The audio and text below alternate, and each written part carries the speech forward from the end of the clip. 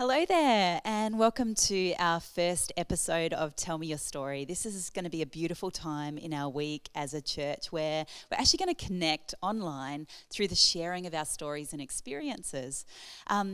On Saturday, it was actually World Down Syndrome Day, a day that we place incredible value upon every single human life, and especially celebrating those with that little extra going on in their chromosomes. You know, in Psalm 139, it says in the Word of God that He knit us together in our mother's womb and that we are fearfully and wonderfully made. Today, I have a story to share with you that is potentially one of the most beautiful things I have heard in this season. And I just know that you're going to love this story about a family who are making a difference in the lives of those that have children with Down syndrome.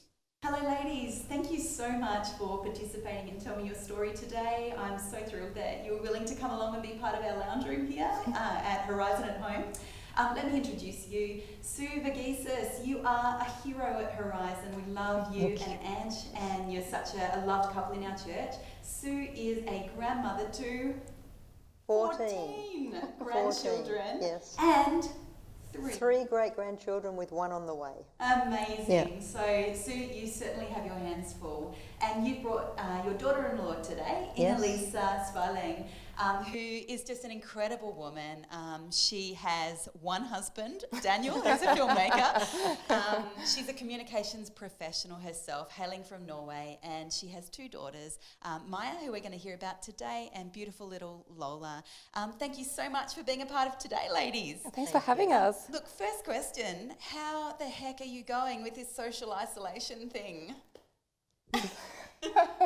Not that well. I've got, two and the 4, so they're running around and they love hugging people, and I'm like, stop, yeah.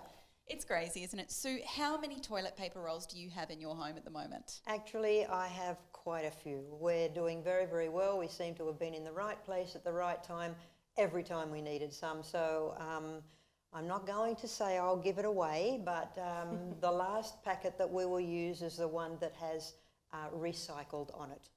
Wow. There you go. Look, I've heard stories of mums where they've been in that line to grab that toilet paper at 8 a.m. in the morning, only to find their 2-year-old dumping the rolls in the full bath later in the day. So anyway, it's an interesting time we're in, but we're here today to actually hear about the story of Maya's birth and so forth. Inga, Maya's your first child. How did it feel to be pregnant for that first time? Oh, it felt amazing. It was actually my second pregnancy because we had a miscarriage just a few months earlier at 12 weeks. So when I found out that I was pregnant, again, I was just blown away because I didn't expect it to happen that quickly. And I was just so grateful and looking forward to welcoming, my little baby into the world. I love that. It's incredible that, when you see that test for the first time and it shows up, it's a miracle every time, isn't it? It's an incredible thing. Sue, you were back here in Australia because Daniel and Inga were in Norway at the time. Yes. And we were talking at the church door because I was also pregnant at the same time with Ollie. We talk every week. How did it feel to hear that Daniel and Inga were having a baby? We were so excited for them. We knew that they wanted a baby so very much, and we just thought, oh my goodness, this is just something incredible. So we were in touch with them all the time as they were going through their pregnancy, and I was praying for the whole journey so that, you would stay well, the baby would stay well, knowing what you'd been through before. It was a tough time for you. So we were just over the moon. I love that. It's so important, the role of grandparents. And I just know for Andrew and I, it was so important to have our parents praying for us, his parents. So that's awesome, Sue. Inga, tell us about then, fast forward to the birth of Maya, and obviously you're in Norway, different country, and so forth. Tell us a little bit about, I guess, the experience of having her, and then what transpired after that. Yeah, so I was young and naive, so I was like, I'm going to do this without drugs. It's going to be so much fun. And you know it's not fun. No, so bring on the epidural, I say. Exactly. But by the time I realised, it was too late. And then Maya, came into this world, and she was amazing. And I just remember putting her on my chest and just being filled with this, incredible gratitude. and just blown away that she was mine and she was perfect. And, people were cheering and like saying congratulations. And she, she scored 10 out of 10 on the APGAR score straight up. So she was healthy as anything. And it was just the most, like mind-blowing experience of my life. Wow, that's incredible. Yeah. So what happened from there for you? So you've had this beautiful little baby born to you, you and Daniel, typical first-time parents. You're in that magical baby bubble, the cutest little thing you've ever seen. In the days to come, what was to unfold for you? Yeah, and everything flipped on its head because we had, we were called in to a meeting with a doctor and we thought it was routine, but of course it wasn't. So we walked into this room with Maya, and they sat us down and looked at us really seriously. And then they asked us if we thought that Maya looked like us.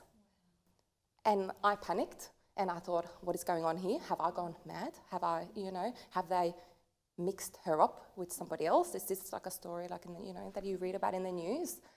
And then what they were getting at was that they said, she is different. And then they started, the doctor started crying and she said, we're really, really sorry, but we think she has Down syndrome. And to me, it was, when you hear something like that, it's not just about the diagnosis, but it's about the words that are being used. And it's about that energy in that room.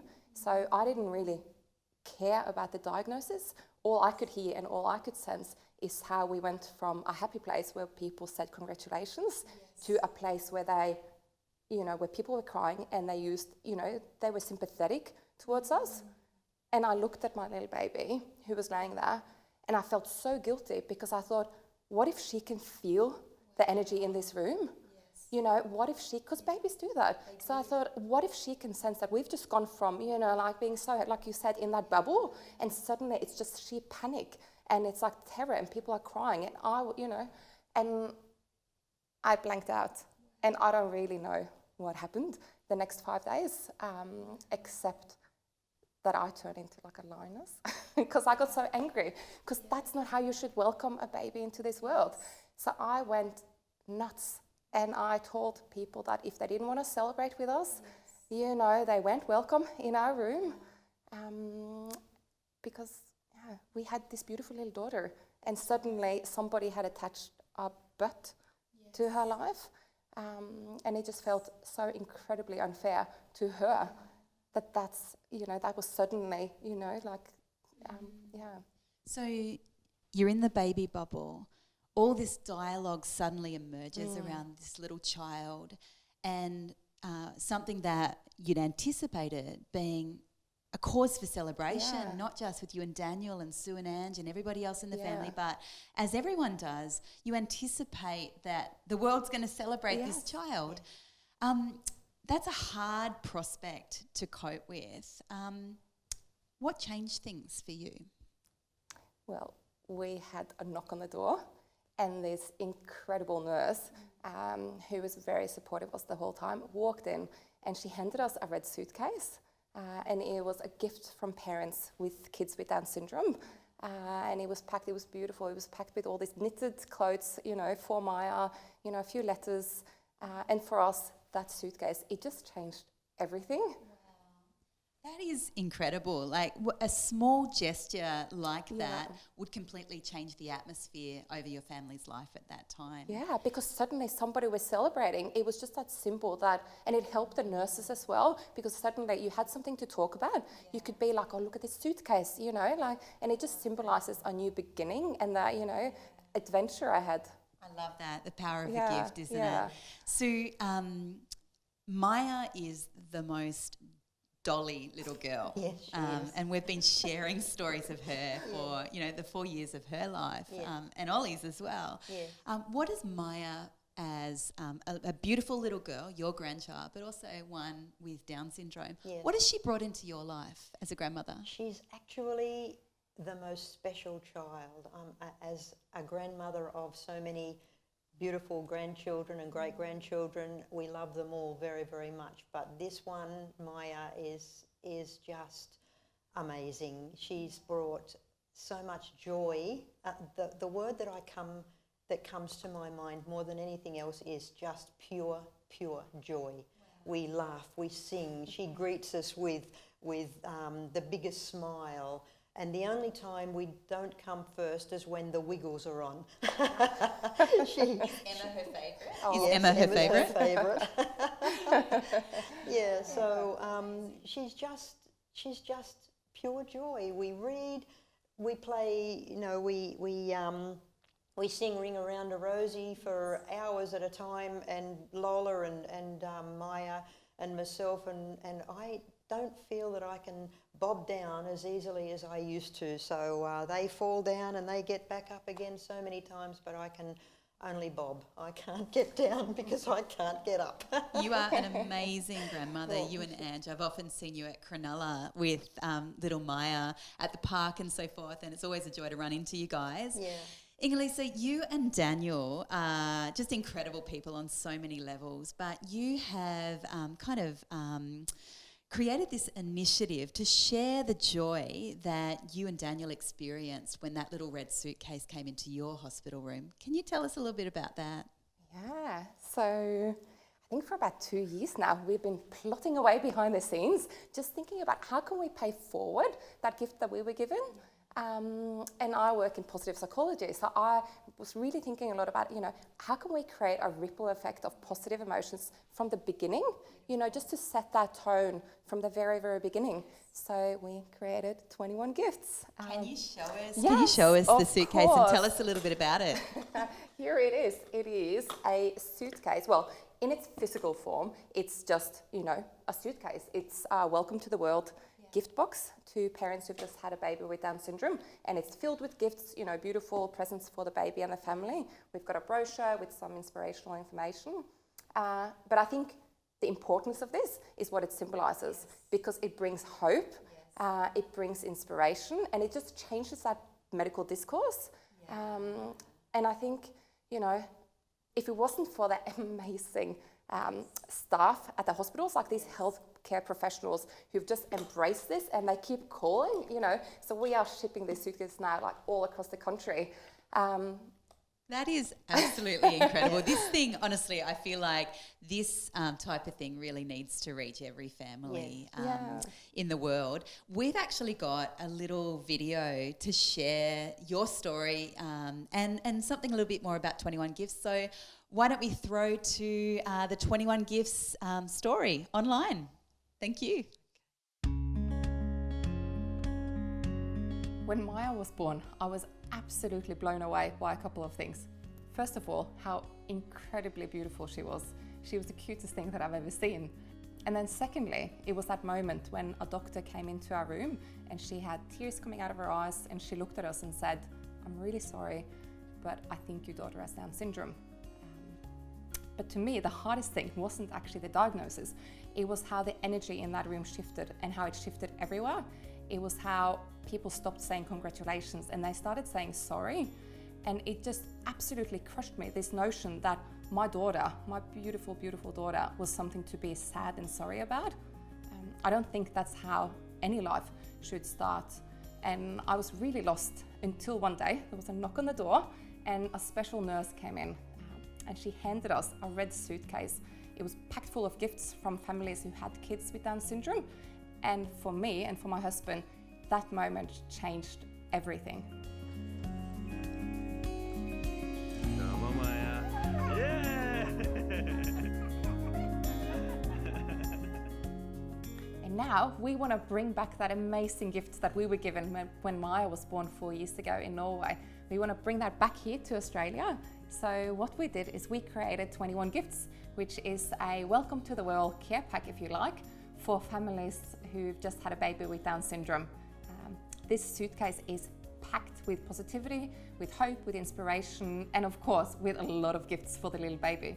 Because what we're trying to do is help parents celebrate the birth of their child at a time where we know that a lot of the focus is actually on that medical diagnosis that they've received. Yeah! In one word, 21 Gifts is all about celebration. It's about celebrating some of these really, really unexpected gifts that a diagnosis can bring. And so what we've done is partner up with hospitals across Australia to make sure that they've got 21 gifts at hand to balance out some of this, very medical information with information about what life with Down syndrome looks like from a family perspective. And I think what 21 Gifts does is show families that yes, this is a very different road than what you may have expected, but it doesn't make it any less. It actually makes it so much more and so much more colourful than you could have ever imagined. My hope is that 21 Gifts will be as meaningful for other families as it was to me. That if this little suitcase will help parents focus on what's right in front of them, which is the birth of a little human being and the beginning of a new adventure.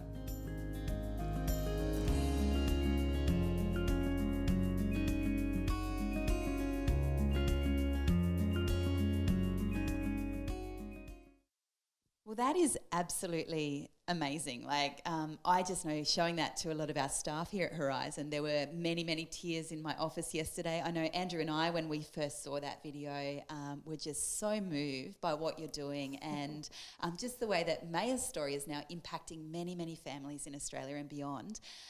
Inga, what would you say to parents who have received a diagnosis about a child? Well, if it's at birth, I would say congratulations on your baby, Yeah. and I would ask them all the same questions that you ask, anyone who's had a baby. So I'd ask them what color the hair is, what about their eyes? Are they feeding? Are they the cutest thing they've ever seen? Yes. Because that's, as a parent, that's what you're longing for somebody to see your child as just that beautiful little newborn baby. Yes. And if it's later in life, I've had lots of friends who've received diagnosis for autism, and there's a lot of things that can happen in a human life. And what I always say is that nothing really changed.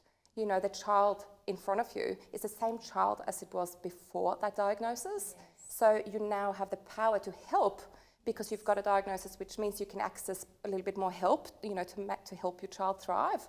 Yeah.